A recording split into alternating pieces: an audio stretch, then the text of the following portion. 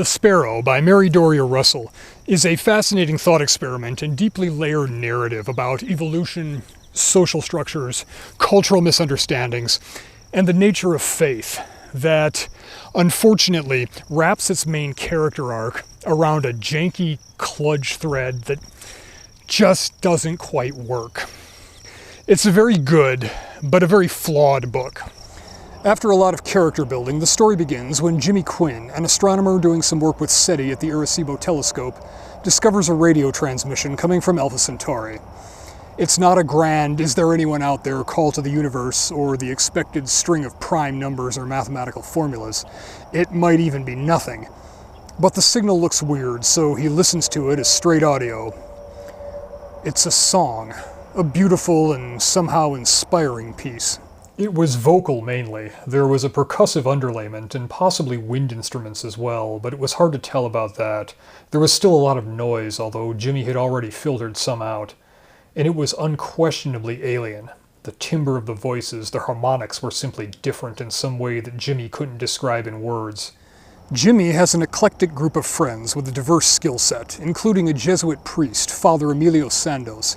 First and foremost, this is Emilio's story. Father Sandoz has a gift for languages, a gift refined by years of being sent all over the world by the Jesuits. He's also a forceful personality and manages to convince his superiors that they should undertake a manned mission to this new world they've discovered, a world the inhabitants call Rakhat. Do you mean a mission or do you mean a mission? Are we talking science or religion? Written in 1996, the beginning of The Sparrow is set in 2019. Near-future sci-fi is always interesting in this regard. For example, the book mentions a war against jihadists that took place in the early 21st century, but that wasn't a hard call for anyone paying attention at the time. More interesting is the asteroid mining industry. Like fusion power, it's one of those things that's always hovering in the near future but recedes at the same rate we approach. The Sparrow presents us with the Jesuit-funded and crewed mission to this newly discovered planet, using a discarded, partially mined asteroid as the basis for their starship. This fits with the long tradition of voyages of exploration being financed by wealthy individuals, by businesses, and by religious organizations. Columbus may have had the financial backing of a monarch, but the actual development of the New World was done by organizations like the Hudson Bay Company, backed by investors expecting a profit. These business ventures were closely followed by religious missionaries, and only later by representatives of governments. Sending Father Sandoz and his colleagues to Alpha Centauri fits in the tradition of Catholic missionaries generally, and Jesuits specifically, traveling great distances to make first contact with foreign cultures. Early American history is full of such ventures. The Great Lakes region in particular was explored and mapped largely by French Jesuits who worked to convert the natives while also learning their ways and trying to understand their culture. Sometimes it ended badly for the priests, but we're getting ahead of ourselves. After some trials and tribulations, the select group heads off to the stars. In secret, since the Jesuits are funding this, they don't feel obligated to consult with national governments or those self-important ass clowns at the UN. The choices made for the mission are a bit peculiar. Some of them are the result of the funding having to be amassed quietly. They bring far more supplies than they expect to need, but there's no redundancy in the mission architecture. One lander. 2 is 1, 1 is none. No crew staying in orbit. A lot of ways for things to go wrong. The character of the Jesuits leading the mission shape it as well. For example, only one of them, who had been a Marine in his younger life, brings a weapon, his grandfather's Winchester rifle. I'd go slightly less retro. No Rakhat without AK. This is not how a proper interstellar expedition would be structured, but it does nicely reflect the idea of a clandestine mission organized essentially by a group of close friends, and rooted in an optimistic premise of some unity amongst intelligent beings, kinship amongst children of the same creator. Only good and noble beings could sing such beautiful songs, so the underlying assumption seems to go. Rakhat is in some ways very Earth-like, but in others, not so much. Humans are an unspecialized species. We evolved from omnivores. The base model HSAP is able to adapt to hunting, fishing, gathering fruits and vegetables, living in many different climates, but we're not great at any of it without making tools. We don't have claws, we're not great in the water. Most large predators are faster than us. But we have big brains to solve problems and unspecialized grabby hands great for making tools. On Rakhat, the civilization is made up of two distinct species. The first, the Runa, is descended from a social herbivore, a prey animal. The Runa are sentient beings. They have language, they learn skills, they have art and culture, but they're not going to be writing great works of philosophy or splitting the atom anytime soon. The Jana'ata are descended from predators. They have a visual similarity to the Runa, an evolutionary mimicry that in the distant past allowed the predator to more easily approach and kill the prey. The Jana'ata are in many ways the driving force of the society, but they're only 4% or so of the population. It's probably supposed to be pronounced Jana'ata, but the old aliens putting apostrophes in the middle of words always throws me off. Most strikingly, they don't have grasping hands, just big strong claws that are great for disemboweling something, but terrible for making any kind of technology. The Jana'ata are the brains, and the Runa are the hands. And the food. The Jana'ata eat Runa, pretty much exclusively. They also have a rigid class society and a Malthusian obsession with overpopulation. While the Jana'ata have developed civilization, they skipped some big steps. There's no agriculture. Even their farming of the Runa consists only of breeding controls and seasonal culling. The Runa are left to forage on their own and live in their own villages. When the Jesuit expedition shows them how to plant gardens, it triggers a cascade of problems for the established order. Thanks to fertilizers, refrigeration, and mechanized agriculture, humanity in the technological age can exist at much higher population levels than would be possible with a hunter-gatherer society. The population on Rakhat is still firmly bound by those pre-technological constraints.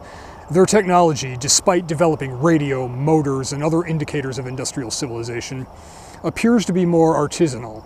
The book doesn't show us how a radio or a riverboat is manufactured on Rakhat, but it gives us a vague impression of an industrial base of small shops and skilled Runa craftsmen working under Jana'ata masters rather than assembly lines or factories in any modern sense. We can almost imagine a vacuum tube guild and a copper wiring guild all working in their closed little shops and controlling the prices of their goods. Their civilization has industrial level technology, but it skipped the industrial and agricultural revolutions. I find this to be one of the most interesting, but largely unexplored aspects of this book. Where this book excels is in its depiction of a true first contact scenario. The humans that go have no idea what they're going to find. The people of Rakhat have no idea anyone is even coming. No probes were sent. They're going in blind, following a song. I should note that the natives, collectively the Varakhati, represent the absolute best case scenario for an alien contact. They have a vaguely similar body plan to us, and while larger than we are, they're still in roughly the same scale for direct interaction. They have recognizable faces, and we can read each other's expressions to some extent. They communicate with vocalizations in a frequency range that we can hear, and still misunderstandings are constant. The Sparrow is a story of people from different cultures learning to understand each other on a personal level, while utterly failing to grasp the finer points of their cultural framework.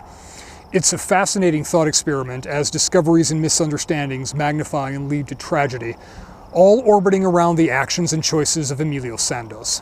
And that's also the one significant flaw. A central element of Emilio's story doesn't work. The early part of the story is told in time jumps, back and forth between pre-mission time and after Emilio's return to Earth in 2060. Because of relativistic effects, Emilio only aged a few years. In the later period, Emilio is broken.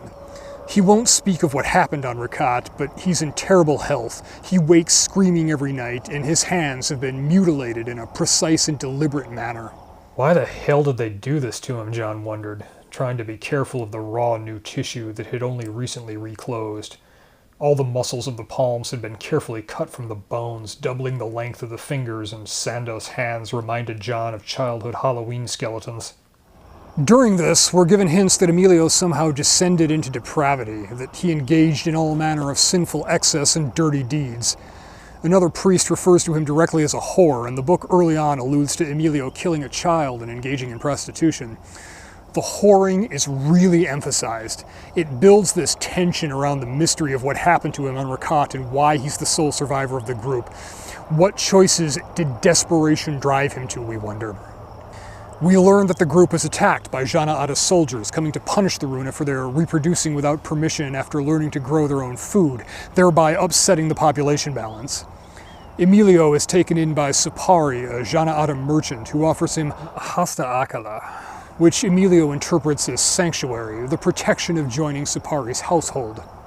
When Sandoz spoke, it was with the precision and clarity of a linguistics professor explaining something to a student. The word hastaakala is a Kasan compound, probably based on the stem staaka. The suffix ala indicates a similarity or a parallel, or an approximation. The prefix ha makes the stem take on an active aspect, like a verb. Staaka was a kind of ivy. You can see it, can't you? Hastaakala, to be made like staaka, to be made visibly and physically dependent on someone stronger. It's why his hands were mutilated to resemble the hanging vines. Eventually, Supari makes a trade. In exchange for breeding rights and the grant to found his own lineage, Supari trades Emilio to the local lord Halavan Kathiri, who incidentally sang the songs that were initially received on Earth. Kathiri repeatedly rapes Emilio, alone and with friends, over the following months before getting bored and sending him to the harem lockup for storage. And when the time comes for these threads to tie together in the narrative present with the arrival of the second expedition from Earth, bringing it to a moment of revelation of why Emilio is reviled by his colleagues as a whore, we get this. And then he fell silent, taking in the jeweled necklace, the naked body decorated with scented ribbons, the dried and bloody evidence of the priest's most recent employment. Does anyone, when confronted by a dungeon cell containing a beaten, bloody, mutilated, naked man in a psychotic rage with a collar clamped to his neck, upon seeing this conclude, "I smell perfume. This is a prostitute"? Apparently all those guys from the second expedition did. I don't know what that says about them. All that tension about what the hell happened on Rakhat that had been cultivated early in the book evaporates between his being sold to Kathiri and the arrival of these victim-blaming dumbshits from the UN. It's a forced narrative, it doesn't work, and it wasn't necessary. The entire story hangs on Emilio's descent into his own hell, his loss of faith, and ultimately his recovery through the faith of those around him. His dark night of the soul is brutal enough between the rape, the mutilation, and having to return alone in an asteroid. He's literally a broken man in a cave, surrounded by darkness. Having the church and the media imply he was prostituting himself out of fondness for alien buggery feels jarringly forced from the circumstances we're given. It's the one place where the Sparrow really feels like a first novel. One final positive note. The Sparrow, in depicting a crew of religious idealists and close friends, not only gives us a cast of characters we can really feel invested in, it also sets up a scenario where the mistakes that are made are entirely understandable.